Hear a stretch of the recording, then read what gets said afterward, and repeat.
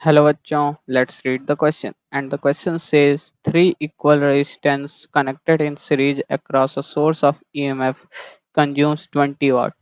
If the same resistors are connected in parallel across the same source of EMF, what would be the power dissipated? तो इस question में क्या कह रहा है कि जो रेजिस्टर्स हम लोग के पहले सीरीज में कनेक्टेड थे सेम मतलब एक ईएमएफ ले लेते हैं, ये ईएमएफ ले लेते हैं जो था वो था ई का ईएमएफ से ये कनेक्टेड थे और फिर वही तीनों रजिस्टर्स क्या कहते हैं पैरेलल में कनेक्ट कर देते हैं और हम लोग का ईएमएफ चेंज नहीं होता उसी ईएमएफ पे कनेक्टेड है। ठीक, तो ये फिर भी ये जो ईएमएफ है वो ई से कनेक्टेड है।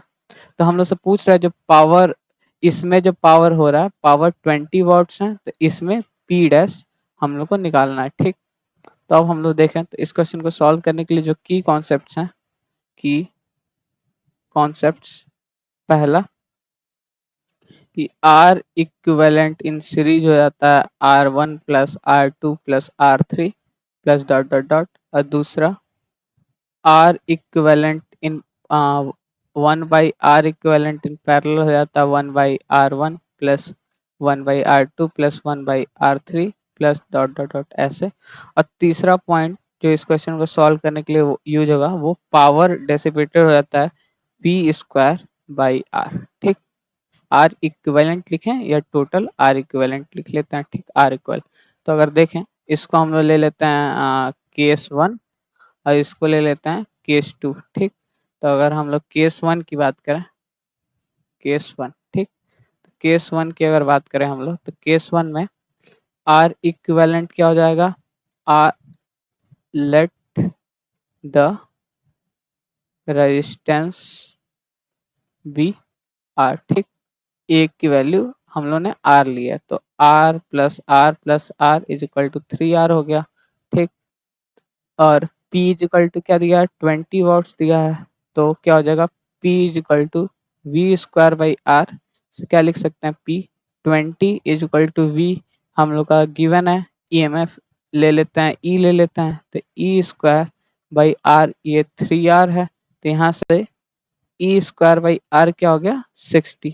ये इक्वेशन हम लोग 1 सपोज कर लेते हैं। ठीक, उसी तरीके से अगर इक्वेशन 2 की बात करें सॉरी केस 2 की बात करें तो वहां से 1/R इक्विवेलेंट पैरेलल में है तो 1/R plus 1/R plus 1/R यहाँ से R इक्विवेलेंट क्या हो जाएगा R/3।